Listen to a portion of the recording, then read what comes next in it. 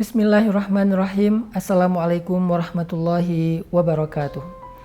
Nabi SAW bersabda, "Man kana yu'minu billahi wal yaumil akhir falyukrim jarah." Atau dalam riwayat yang lain, falyuhsin ila jarih. Siapa yang beriman kepada Allah dan hari akhir, hendaklah dia berbuat baik kepada tetangganya, atau hendaklah dia memuliakan tetangganya.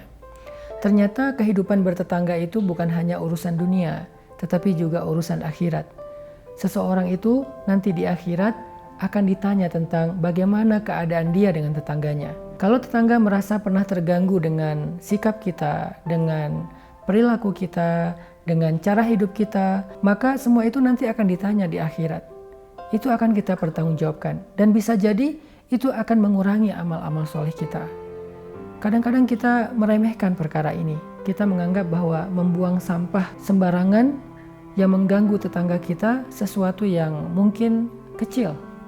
Kadang-kadang kita berpikir parkir sembarangan yang membuat tetangga kita kesusahan untuk masuk ke rumahnya sendiri atau keluar dari rumahnya sendiri perkara yang sepele.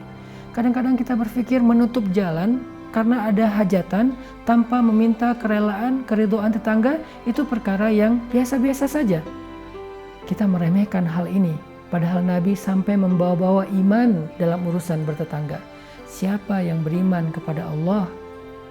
Artinya, tidaklah beriman orang kepada Allah kalau dia menyakiti tetangganya. Su'ul jar.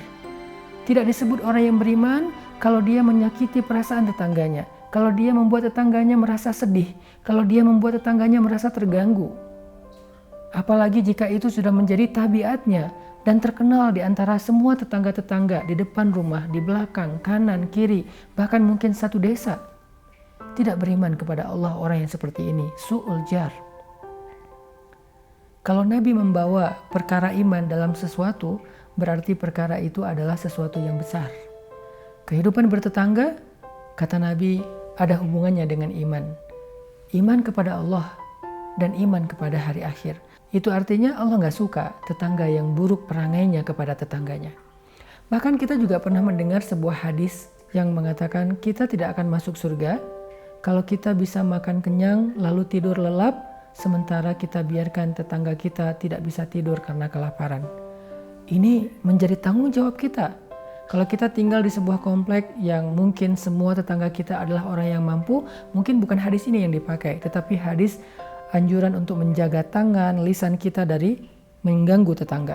Kadang kita nggak sadar kalau di lingkungan tempat tinggal kita itu ada satu keluarga di antara sekian banyak tetangga kita yang kurang mampu. Yang mungkin pernah dalam satu malam anaknya tidak bisa tidur karena sakit dan tidak mampu membeli obat atau membawa anak itu ke dokter. Maka seluruh tetangga yang ada di kawasan itu akan ditanya oleh Allah. Apakah kamu tahu ada tetanggamu yang kesakitan? Tidak tahu ya Allah, maka itu menjadi dosa bagi dia. Kalau kita katakan tahu ya Allah, lalu kenapa kamu tidak membantu? Saya pikir itu bukan urusan saya, ini bukan akhlak orang yang beriman. Orang yang beriman itu menganggap seluruh orang-orang yang ada di sekitarnya itu saudaranya, sehingga dia memperlakukan mereka seperti dia ingin diperlakukan dengan cara baik. Salah satu di antara ciri tetangga yang buruk dan Allah tidak suka kepada mereka adalah tetangga yang suka membicarakan aib tetangganya, suka membicarakan masalah tetangganya. Kadang-kadang kita nggak sengaja mendengar tetangga ribut dengan pasangannya, dengan keluarganya, lalu keributan itu kita bicarakan. Sampai bahkan ada yang orang sengaja ngeposting tentang masalah pribadi orang lain. Ketika mendengar ada keributan di rumah tetangga, kita videoin. Lalu kita posting, kita sampaikan di sosial media.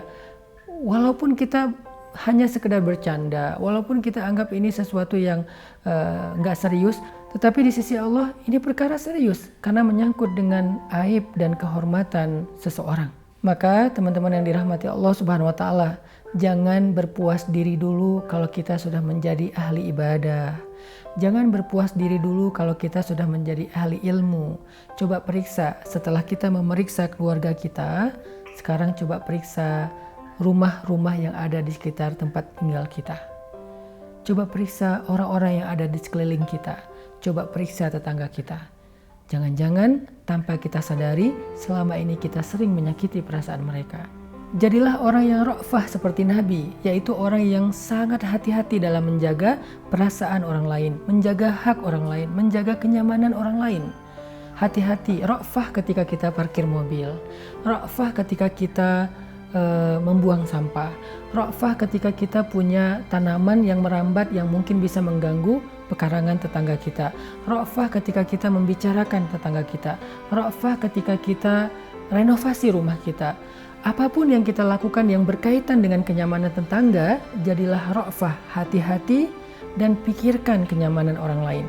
Dengan begitu, barulah kita bisa tenang bahwa kita tidak termasuk tetangga yang buruk di mana Allah Subhanahu wa Ta'ala tidak suka kepada mereka. Mudah-mudahan Ramadan ini menjadi momentum bagi kita untuk memperbaiki kehidupan kita dengan tetangga. Beri mereka hadiah, sapa mereka kalau kita lagi keluar rumah. Usahakan jangan sampai kita mengganggu privasi dan kenyamanan mereka.